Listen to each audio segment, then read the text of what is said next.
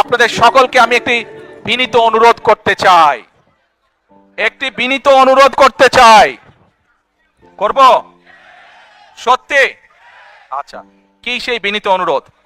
প্রিয় ভাই বোনেরা, আপনাদের সাথে আমি 18 বছর ছিলাম, বিভিন্ন সময়ে বিভিন্ন অনুষ্ঠানে অনেক মানুষের সাথে দেখা হয়েছে, আপনাদের সাথে বহু স্মৃতি আমার রয়ে গিয়েছে, আপনাদের সাথে বহু দুঃখ কষ্ট আমি শেয়ার করেছি।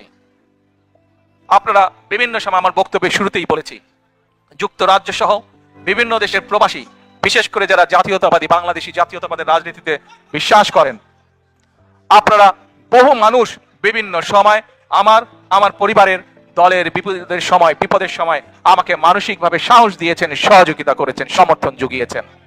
আজকে বিশেষ করে লন্ডনে যারা আছেন, বিশেষ করে তোমরা যারা ইয়াং আছো, ছবি তোলার জন্য পাগল হয়ে যাচ্ছ, প্রত্যেকের কাছে আমার একটি অনুরোধ, 25 তারিখে ইনশাআল্লাহ আপনাদের দয়া আল্লাহর রহমতে আমি দেশে ফিরে যাব।